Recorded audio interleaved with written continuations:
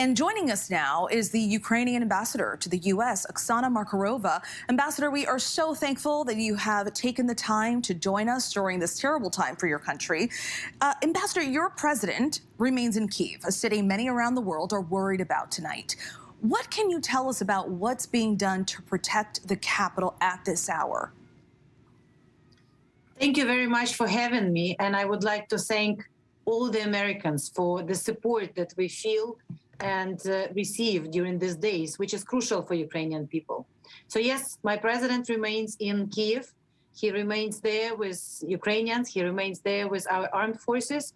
And believe me, all the armed forces of Ukraine, even though the situation is really difficult in Ukraine, and even though for the past 48 hours we have been under brutal attack from the air, from east, from north, from everywhere by the enemy, by a neighboring country that attacked a sovereign country, even though everyone understands the risks and we look into the eye of this for the past two days, we remain committed to defend our home.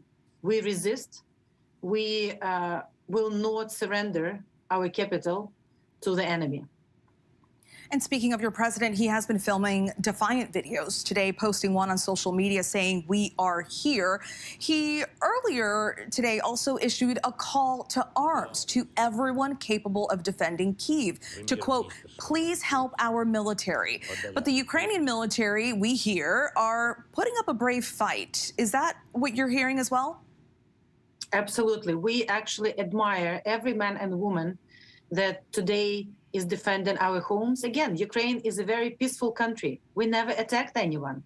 It was Ukraine that was attacked by Russia in 2014 when they illegally occupied Crimea, when they illegally occupied parts of Donetsk and Lugansk territory, which then for 8 years we tried to use every diplomatic solution together with the United States and our partners and allies in Europe to negotiate and to diplomatically restore our territorial integrity.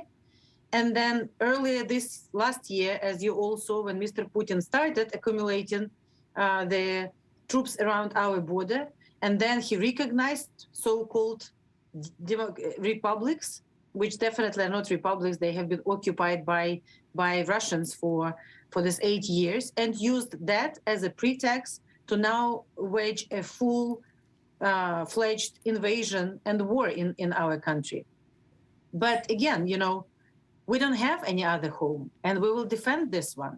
And we defended our choice to be not only sovereign, not only independent, but also European and democratic. And this is the reason why Putin attacked us. But this is exactly the reason why we will do everything to protect our house. And Ambassador, I have to share with you, just a few weeks ago, I was there in Kiev and spoke to so many people who said they lived through that 2014 revolution and they stayed in their homes. It was an awful time, and many of them saying they were choosing to stay this time around as well. But of course, as you know, hundreds of thousands are heading to the border. What are your humanitarian concerns at this hour? Massive concerns. I mean, Putin's actions, not only to start the full-fledged war, but also targeting the civilian infrastructure. They hit an orphanage today. They hit a hospital today. They've hit so many individual private houses and apartment buildings. These are clear acts of war, but also criminal acts. And we are getting all this information and confirmations and evidences, and we will be doing everything possible to make them accountable for this. But also so many people had to leave their houses during these 2 days, relocate from many places, women with children. Some people moved closer to Western Ukraine, some people relocated within Ukraine, but it's major humanitarian crisis caused by Putin's actions, caused by Russian armed forces shelling, killing, and doing everything inside another country. So yes, we are working very closely with all humanitarian organizations. We are receiving great help from the United States, first and foremost, but also from European colleagues in order also to support people. So right now, essentially, what we as country are asking from all of our friends and allies, in addition to support and in addition to forming this, as we call it, anti-Putin coalition, where we already have 73 countries and 9 international organizations.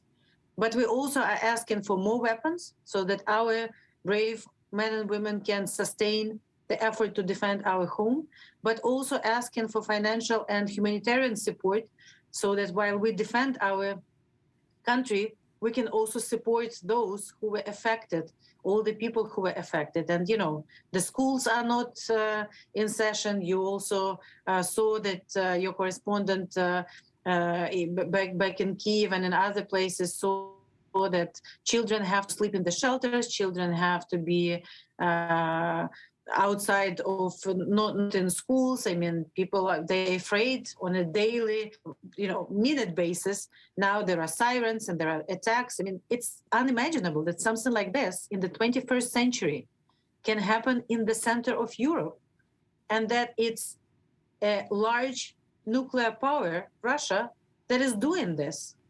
So this cannot go unpunished. So many disruptions to so many lives. And as we're speaking, we're also able to see some of the images, some of the video and pictures of the areas that have been targeted. But it's so difficult to watch, and it's just unbelievable that this is taking place. And I have to tell you, a lot of the folks that we spoke to there in Kiev, in Lviv, they really didn't think this was going to happen. Even our translator who was with us, with our crews the entire time, she really didn't think there would be an invasion. And I just spoke with her earlier today, and she is so worried, she's so concerned, and she really has no place to go. And it is just heartbreaking. Now, Ambassador, I have to ask, are you happy with the sanctions, or content, I should say, with the sanctions so far announced by President Biden and the leaders in Europe? What more would you like to see done? We of course, are very grateful for a rapid response by President Biden, by Congress, by administration, by everyone. But also what is very important this time, that we see unity, that this response is pretty much from all of the people of a free will, from all of the people who value democratic principles, all people who know that this is unacceptable. So given that it started only happening 2 days ago, but we all knew that this is what Russian Federation was preparing for, because they didn't concentrate all those up to 200,000 troops around our border for nothing. And we know that the intent to destroy our country was always there. Since we regained independence in 1991, they always had these dreams about getting us back under their occupation. So we did not have any,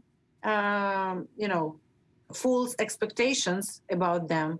But even people in Ukraine, knowing who we are dealing with, we still didn't think that, again, in the 21st century, when we have all the cameras and information and transparency, that they would actually authorize to start a war on a sovereign country, and war in this most brutal way, with airstrikes and targeting civilians throughout the country. It's, as you said, unimaginable. But again, this is the reality we live in.